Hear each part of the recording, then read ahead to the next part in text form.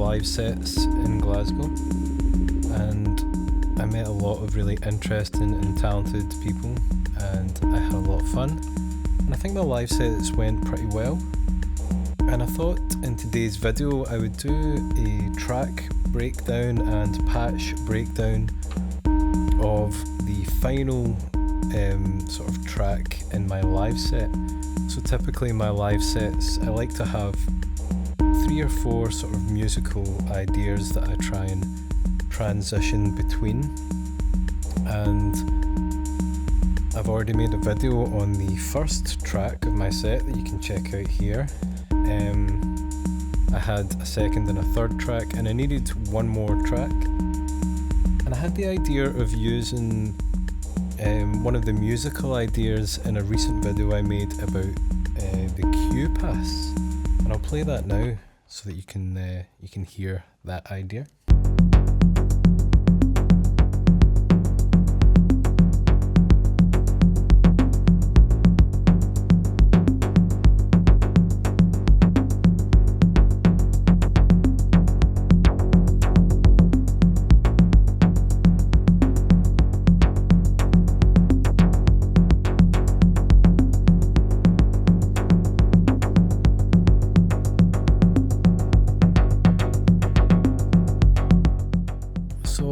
There's something about that track idea. It has a lot of character, it has a bit of intensity, and there's just something about it that I quite like. So the challenge that I had was, can I recreate that using this setup? Because as you may have noticed, I don't have a QPAS in here, I don't have an MCO, and I don't have a VCA.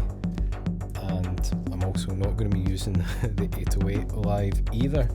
So the challenge was, can I recreate that using this setup?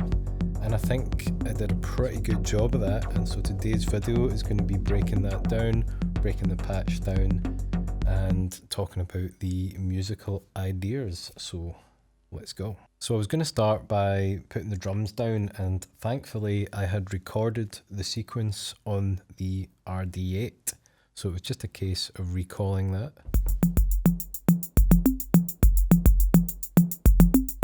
So this is the beat from the QPAS video, and on that video I have applied a couple of plugins, namely Sketch Cassette 2 and the Wolf compressor. The Wolf compressor is a very cool plugin. It is designed with the band Wolfpack, who are remarkably talented individuals with a very pleasing aesthetic, and I do tend to overuse it or just put it on everything because it does sound fantastic. If you notice what it has done to the dynamics of the hi-hats in particular, it's added a kind of human style groove to it. If I was to take the plugins off, you can hear that the hi-hats are very, very straight, and as I put them back on, yeah, I really like that. And that didn't take me very long at all, and the next stage then was to bounce it down onto the 404. So let's move over.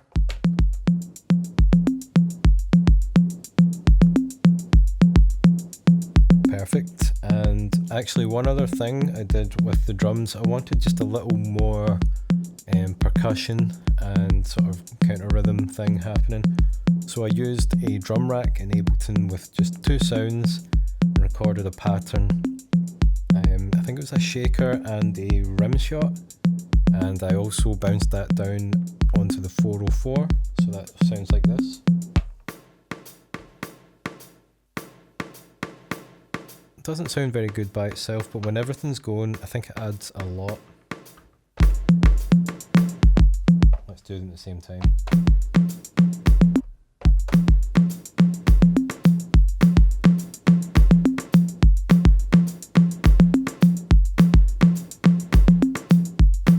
Yeah, so that was my drums sorted, and another great thing is that it was at the same BPM as the previous track in my set, so it was quite easy to find a transition. Let's move on to the main challenge, which is making the sound without the sound source.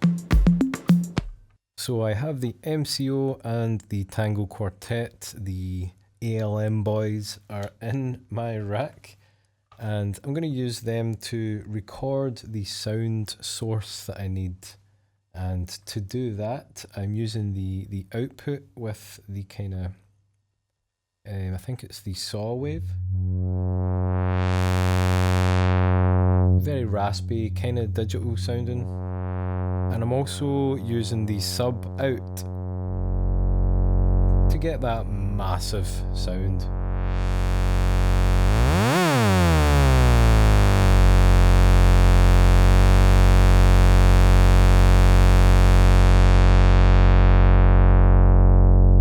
And I'm basically recording just that one note into Ableton with the intention of recording that one note into this. I guess now that I think about it, I could go straight into this, and I don't know why I didn't. But let's go with the way it really happened. Let's be historically accurate, and let's bring this big fat note into the OP-1. Okay, so the sound is now in the OP-1. It looks like this, and it sounds like this. And it actually sounds really good. Sometimes some sounds in the OP-1 don't sound great, which is why I would quite like to have an OP-1 field, but £2,000 is a bit much for that. I picked this up for 700 quid, and one day I remember my dad being like, "Oh, how much did you pay for that then?" And I was embarrassed to tell him because it's so much money for a tiny little thing. Anyway, that's a different thing. The sound is in, it sounds really good. First thing I want to do is make it mono because I don't want any overlapping notes. So I just go into the envelope section. Oh, I've already done it, brilliant. And next I'm going to make a one note sequence. And to do that, you're just in the endless sequencer, you hold the shift button and press one note, and if you turn that on, you have your sequence. But I do want the filter to be doing the same thing, and to do that I'm actually using PAMS. Let's have a look here, channel 8 of PAMS, which is running at ×4 of the BPM, which is 105 BPM. And that's going into channel 4 of maths, which I'm going to put into the low pass modulation. So let's try that out. And this is the kind of basis for my sound. And it's starting to come together if I was to bring the drums in.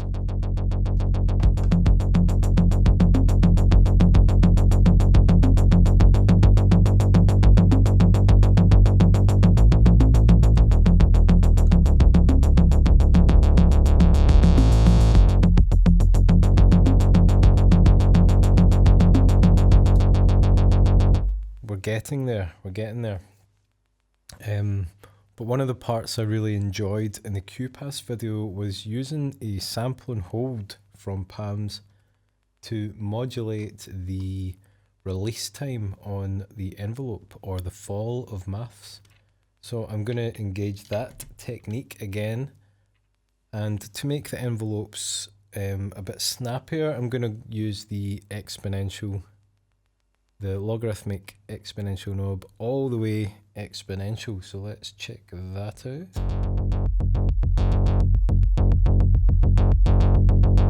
Now this just adds so much variety to your sound.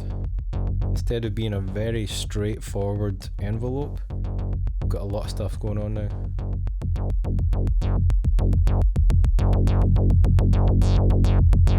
And you can still change the fall amount to make it really snappy or more open.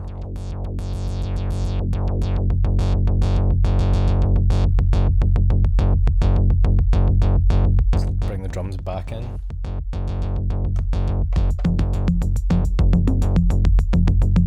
So yeah, we're starting to get there.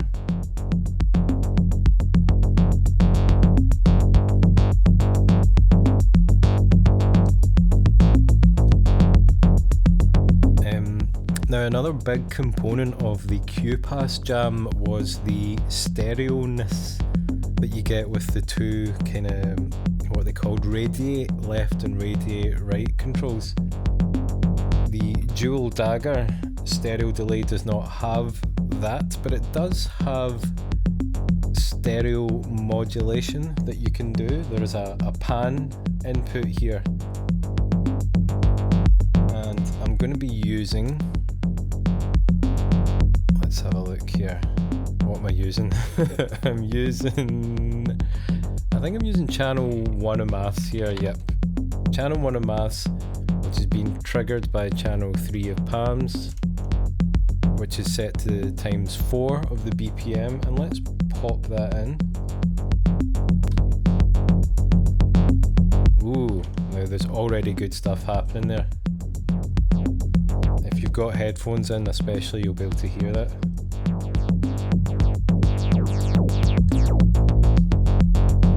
And you can use the attenuverter on maths to either go right or left.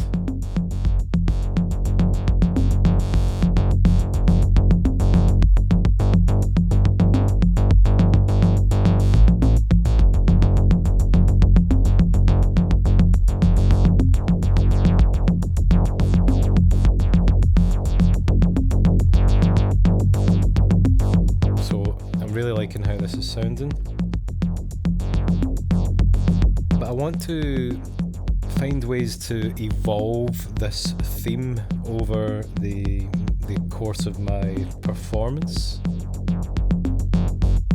And actually one of the things that I did in the QPAS video, which I'm going to do again, is I had like a held note frozen in the data bender. So let's try that. It was quite a high note. It was, I think it might have been 3 octaves up.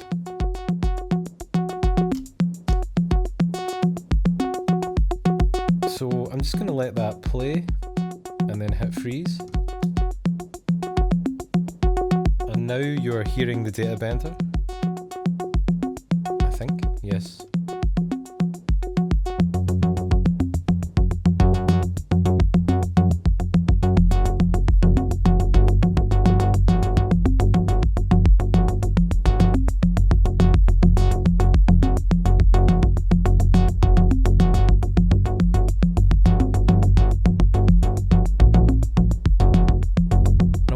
Level down ever so slightly.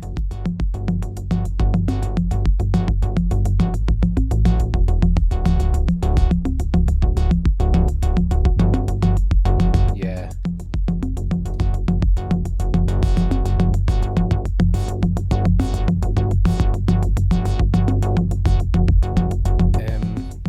I'm going to bring in that percussion.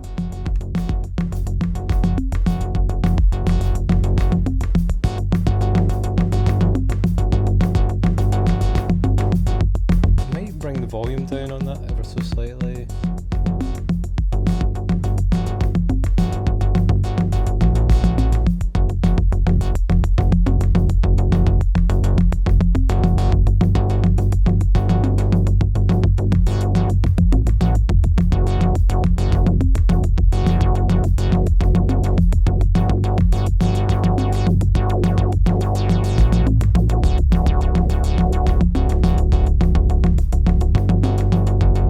Another thing that I have going on here is I've got beads doing a very simple thing. Basically, it's being clocked by PAMS, and let's have a look actually.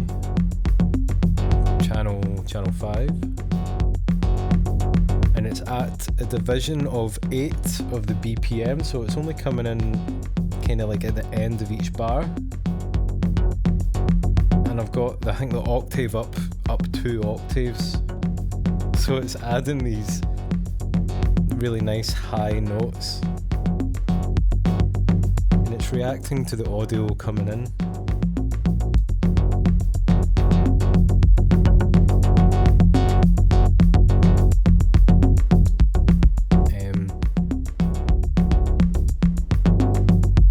So I wanted to now build on this idea, and the way I did that was that kind of low chord progression which is going between the two notes. I recorded that onto one of the tracks on the OP-1, track 3, and that then frees up the sound and my hands to be able to play sort of melodies on top of that.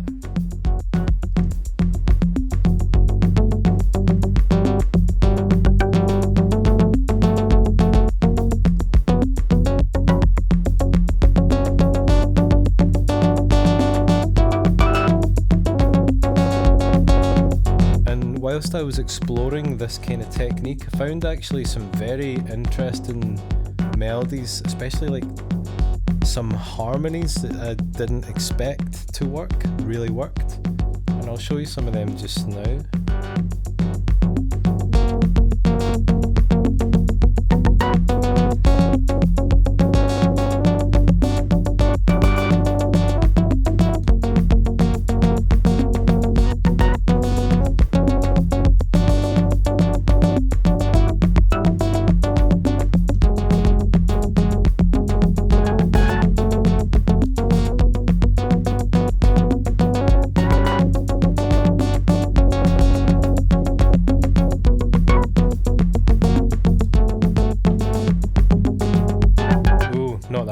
So going like this.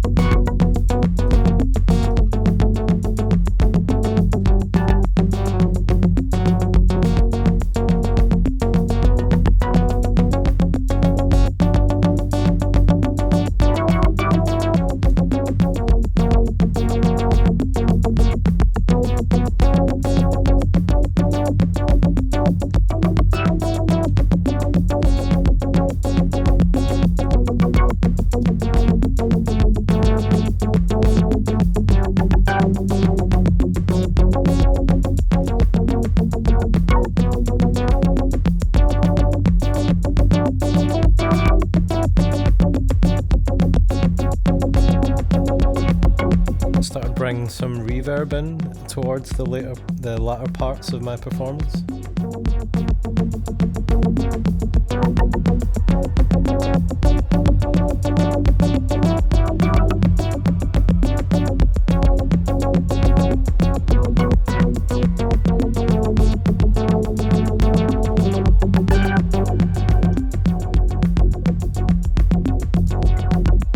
Yeah, that was the main idea, was down and really working. And you can just have a lot of fun with this panning feature and the resonance.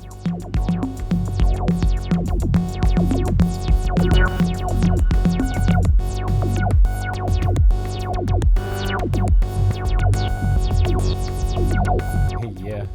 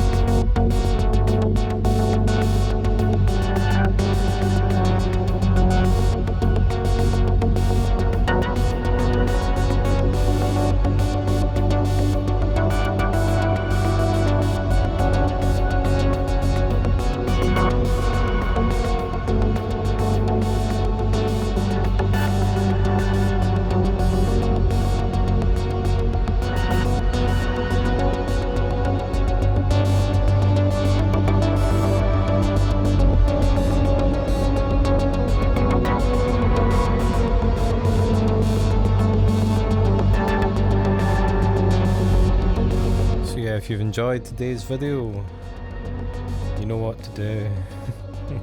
Please leave a like and a comment and a subscribe.